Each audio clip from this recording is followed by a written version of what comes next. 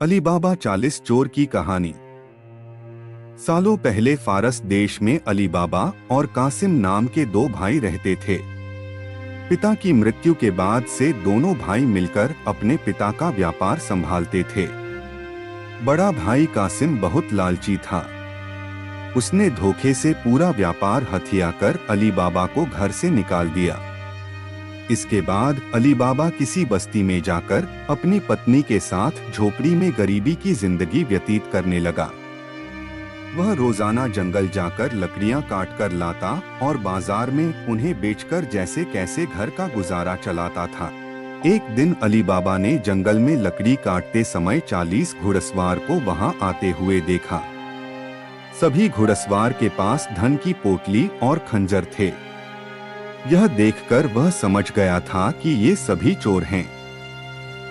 अली बाबा एक पेड़ के पीछे छिपकर उन्हें देखने लगा। तभी सभी घुड़सवार एक पहाड़ के पास जाकर खड़े हो गए। तभी चोरों के सरदार ने पहाड़ी के सामने खड़े होकर बोला, खुल जा सिम।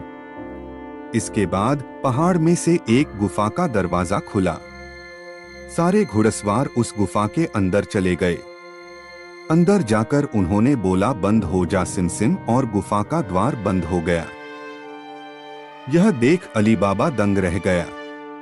कुछ देर बाद वो दरवाजा फिर से खुला और उसमें से वो सभी घुड़सवार निकले और वहां से रवाना हो गए। अली बाबा यह जानने को बेताब हो गया कि आखिर इस गुफा में क्या है और वो सब यहाँ क्या कर रहे थे। इसके बाद उसने गुफा में जाने का फैसला किया। वह उस पहाड़ के सामने गया और बार बार चोरों के सरदार के शब्द बोलने लगा, खुल जा सिम, खुल जा सिम। गुफा का दरवाजा खुल गया। अली बाबा गुफा के अंदर गया और उसने देखा कि वहां सोने की गिन्नियां, अशर्फियां, गहने आदि रखे थे। चारों तरफ खजाना ही खजाना था। यह सब देखकर उसकी खुशी का ठिकाना नहीं था। उसे मालूम हो गया था कि वो चोर सारा चोरी का सामान यहाँ आकर छुपाते हैं। अली बाबा ने वहां से एक पोटली में सोने की अशर्फियां भरी और घर चला आया। घर जाकर अली बाबा ने इस पूरे किस्से के बारे में अपनी पत्नी को बताया। एक साथ इतनी सारी अशर्फियां देखकर उसकी पत्नी हैरान रह गई और अशर्फियों को गिनने बैठ गई। तभी अली बाबा ने बोला कि ये इतनी अशर्फियां हैं कि इन्हें गिनते गिनते रात हो जाएगी।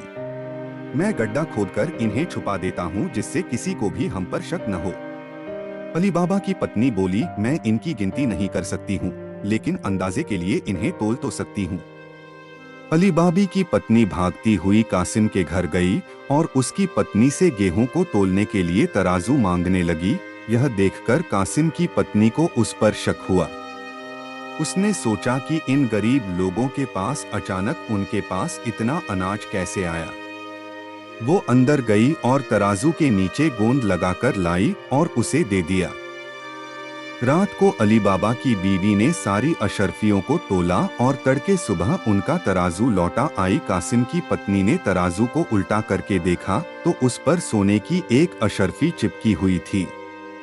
उसने यह बात अपने पति को बताई। कासिम और उसकी पत्नी यह जानकर जल भुन गए।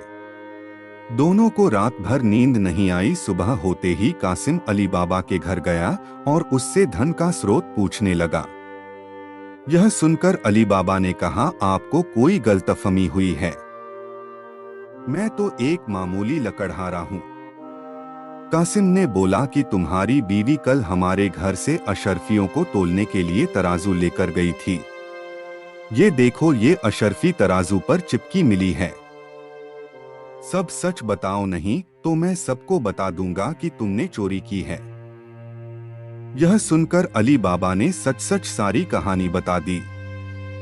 कासिम के मन में लालच आ गया। उसने खजाना हथियाने का प्लान बनाया और अगले दिन गुफा पहुंच गया। वह अपने साथ एक गधा भी लेकर गया ताकि वह उस पर खजाना लाद कर ला सके। गुफा के सामने पहुंचकर उसने अली बाबा ने जैसे बताया था वैसे ही किया। उसके खुल जा सिम बोलते ही गुफा का दरवाजा खुल गया। अंदर पहुंचकर चारों तरफ खजाना देखकर वह भौचक्का रह गया। उसने बोरियों में सोने की सिक्के भरे और बाहर निकलते समय क्या बोलना है वही भूल गया। गुफा से बाहर निकलने के कासिम ने तमाम प्रयास किए, लेकिन कोई रास्ता न निकला। वह गुफा के अंदर कैद हो जाता है। कुछ देर बाद जब चोरों का गिरोह वहां पहुंचा, तो उन्होंने देखा कि बाहर एक गधा बंधा है। वे समझ जाते हैं कि यहाँ कोई आया है। चोर अंदर जाते हैं और कासिम को ढूंढकर मार देते हैं। इधर जब कासिम घर नहीं पहुंचता, तो उसकी पत्नी परेशान हो जाती है और अली बाबा के घर जाकर बड़े भाई को ढूंढकर लाने के लिए बोलती है। अली बाबा ढूंढता हुआ गुफा के पास पहुंचा, तो वहां उसने भाई के गधे को घास चरते हुए देखा। वह समझ जाता है कि कासिम अंदर गया था और चोरों ने उसे पकड़ लिया है। अली बाबा जब गुफा के अंदर गया, तो उसे कासिम की लाश मिली। अली बाबा लाश को घर लाता है और बिना किसी को बताए प्राकृतिक मौत घोषित करके उसका अंतिम संस्कार कर देता है। कासिम की पत्नी के कहने पर अली बाबा और उसकी पत्नी कासिम का व्यापार संभालने लगते हैं और उसके साथ रहने लगते हैं। वहीं जब चोर गुफा में आते हैं और कासिम की लाश नहीं देखते, तो समझ जाते हैं कि खजाने का राज किसी और को भी पता है। वह गांव में जाकर पता लगाते हैं कि कुछ दिनों में किसके घर में मौत हुई है। चोरों को अली बाबा का घर मिल जाता है। चोर ने उसके घर के बाहर क्रॉस का निशान लगा दिया, जिससे रात के समय उन्हें उसका घर समझने में आसानी हो। वहीं अली बाबा ने जब अपने घर के बाहर क्रॉस का निशान देखा, तो वह समझ गया कि चोरों ने घर का पता लगा लिया है। उसने वैसा ही निशान सबके घर के बाहर लगा दिया। रात में जब चोर आए, तो सबके घर पर वैसा निशान बना देखकर दुविधा में पड़ गए और वापस चले गए। चोरों का सरदार चुप-चुप बैठने वालों में से नहीं था। उसने उस मोहल्ले में अपने आदमी को भेजकर यह पता लगवाया कि हाल फिलहाल में कौन शख्स वहां अमीर हुआ है। इससे उसे अली बाबा के बारे में पता चला। उसने उसका घर अच्छे से पहचाना और रात के समय में तेल व्यापारी बनकर उसके घर पहुंचा। वह अपने साथ तेल के 40 पीपों को लेकर गया, जिसमें 39 में चोर और एक पीपा में तेल था। उसने सोचा कि रात में जब सब सो जाएंगे, तो वो सब मिलकर अली बाबा को मार देंगे। उसने अली बाबा से दोस्ती की और रात को उसके घर पर ठहरने की इजाजत मांगी। अली बाबा ने उसको खाना खिलाया और रात को रुकने की इजाजत दे दी। अली बाबा की पत्नी को तेल के व्यापारी पर शक हुआ। उसने सारे पीपों को खटखटा कर देखा और वह समझ गई कि एक पीपा में तेल है और बाकी में आदमी हैं। उसने तभी एक तरकीब निकाली। उसने तेल वाले पीपे से तेल निकाला और गर्म कर बाकी पीपों में डाल दिया। सारे चोरों की मौत हो गई। रात में जब सरदार ने चोरों को निकलने का इशारा किया, तो एक भी चोर बाहर नहीं निकला।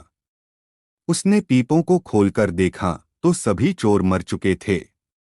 यह देखकर वह इतना डर गया कि अपनी जान को बचाने के लिए वह तुरंत वहां से भाग गया। सुबह अली बाबा की पत्नी ने ये सारी बात अली बाबा को बताई, जिसे जानकर वह बहुत खुश हुआ।